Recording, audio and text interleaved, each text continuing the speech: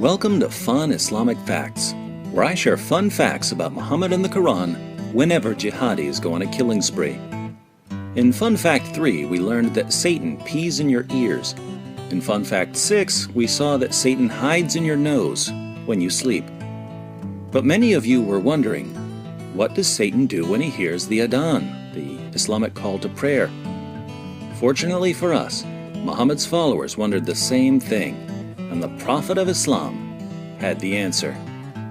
Sahih al-Bukhari, number 1231, narrated Abu Huraira, Allah's Messenger said, when the call for salat, prayer, is made, Satan takes to his heels passing wind, so that he may not hear the adhan. Sunan an-Nasai, number 671. It was narrated from Abu Huraira that the Prophet said, when the call for prayer is given, the shaitan takes to his heels, passing wind loudly, so that he will not hear the call to prayer. When the call to prayer is finished, he comes back. Muslim commentators are careful to point out that Satan literally farts when he hears the call to prayer.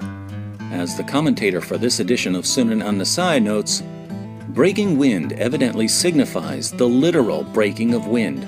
If Satan can eat and drink, then why deny other bodily functions? Some have understood the said phrase to mean abhorrence, but this interpretation is without evidence. According to Muslim preachers, one of the virtues of Islam is its simplicity. And it's difficult to argue with their claim that Islam is simple, since, with all the talk of Satan peeing in your ears and farting and hiding in your nose, Islam sounds like it was invented by a 5-year-old.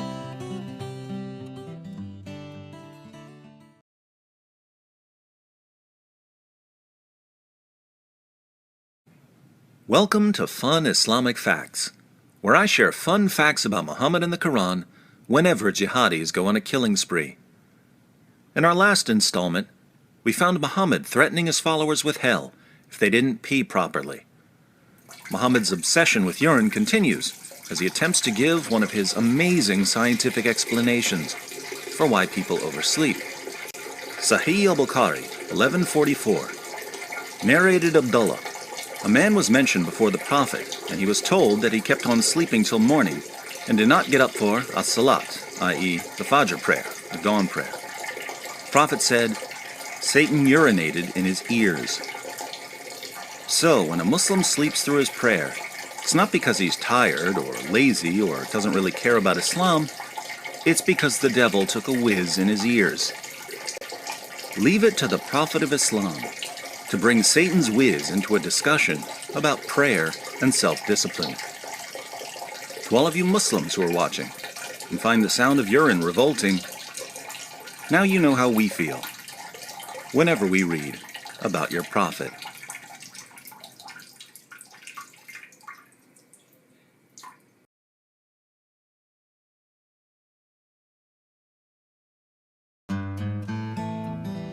Welcome to Fun Islamic Facts, where I share fun facts about Muhammad and the Quran whenever jihadis go on a killing spree.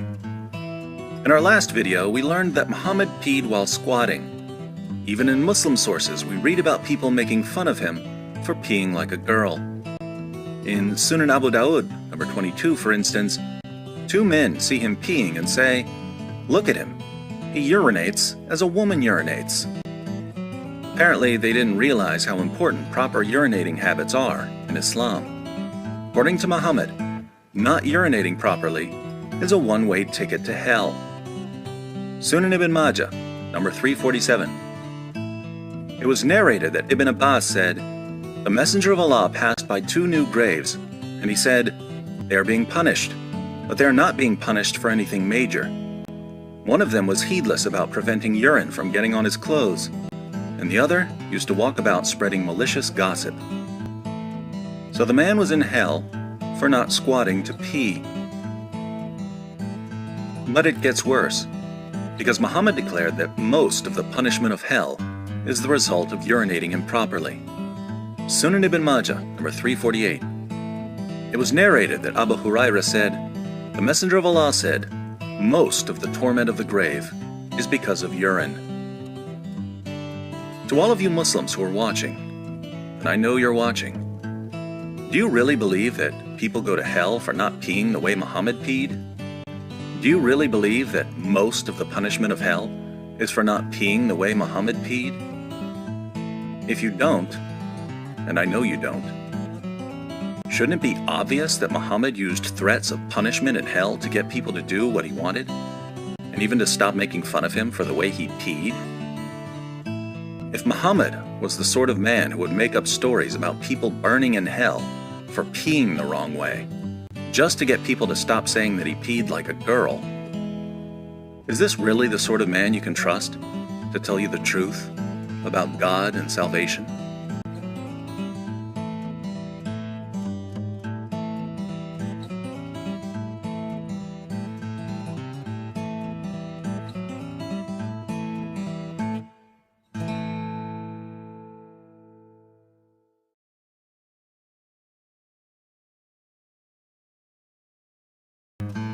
Welcome to Fun Islamic Facts, where I share fun facts about Muhammad and the Quran whenever jihadis go on a killing spree. Jami at-Tirmidhi, number 12. Aisha said, "Whoever narrated to you that the Prophet would urinate while standing, then don't believe him. He would not urinate except while squatting." Sunan an-Nasai, number 29. It was narrated that Aisha said, "Whoever tells you that the Messenger of Allah urinated standing up, do not believe him, for he would not urinate except while squatting." So, Muhammad peed like a girl. And because Surah 33 verse 21 of the Quran calls Muhammad the pattern of conduct for Muslims, Muslims from the time of Muhammad down to the present day pee while squatting. As we read in the follow-up commentary on Jami at-Tirmidhi number 12, Umar said, "I have not urinated while standing since I accepted Islam." So, part of submitting to Allah is peeing like a girl. Jihadis are laying down their lives for a God who makes them pee like girls.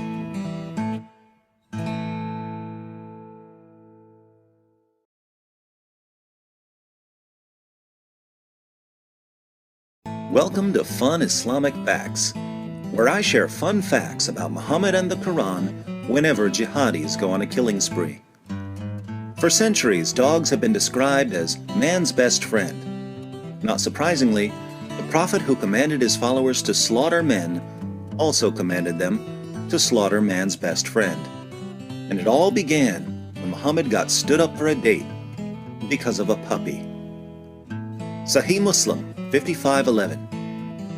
It was narrated that Aisha said, Jibreel, supposedly the angel Gabriel, promised to come to the Messenger of Allah at a certain hour, and that time came, but he did not arrive.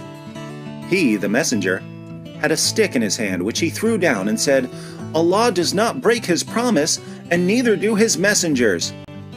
Then he turned and saw a puppy beneath a bed. He said, "Oh Aisha, when did this dog get in here?" She said, "By Allah, I do not know." He ordered that it be taken out, and Jibreel came. The Messenger of Allah said, "You made an appointment with me, and I waited for you, but you did not come." He said, "I was prevented by the dog that was in your house. We do not enter a house in which there is a dog or an image." So the Archangel Gabriel is petrified of puppies and pictures. After learning about Gabriel's phobias, Muhammad could have simply been careful to check his house for puppies whenever Gabriel was coming over. But this is Muhammad we're talking about, and it just wouldn't be Muhammad without an epic bloodbath. So the canine carnage began. Sahih Muslim 4016. It was narrated from Ibn Umar that the Messenger of Allah ordered that dogs be killed. Sahih Muslim 4018. It was narrated that Abdullah bin Umar said, "The Messenger of Allah used to order that dogs be killed, and I went throughout Al-Madinah until we did not spare any dog, but we killed it, to such an extent that we would even kill the dog of a woman belonging to the desert people. But some of Muhammad's followers complained because they had dogs for hunting and for herding sheep. So Muhammad changed his mind. Sahih Muslim 40:21. It was narrated that Ibn al-Mughaffal said, "The Messenger of Allah enjoined the killing of dogs. Then he said, 'What is the problem with them and dogs?' Then he granted a concession with regard to dogs for hunting and herding sheep." So, certain dogs were okay, as long as they were fetching your birds or herding your sheep. But some dogs were much worse. Some dogs are the devil. Sahih Muslim 1137. It was narrated from Abdullah bin As-Samit from Abu Dar, who said, "The Messenger of Allah said, 'When one of you stands to offer prayer, he will be screened if he has something in front of him that is like the back of a saddle. If he does not have something in front of him that is like the back of a saddle, then his prayer will be interrupted if a donkey, a woman, or a black dog passes in front of him.'" I said, "O Abu Dar, what is the difference between a black dog or a red or yellow dog?" He said, "O son of my brother, I asked the Messenger of Allah the same question, and he said, 'The black dog is a devil.'" More timeless wisdom about Satan from the prophet who said that Satan pees in your ears, hides in your nose, and farts when he hears the call to prayer.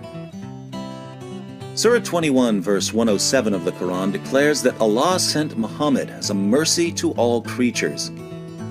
But apparently, this doesn't include dogs, and it certainly doesn't include black dogs, because the color of a dog's fur determines whether it's the devil. If you're wondering why Muhammad said that black dogs are the devil, keep in mind he also said that Satan looks like a black man. For more on Muhammad's view of blackness, be sure to watch Muhammad, the White Prophet with Black Slaves.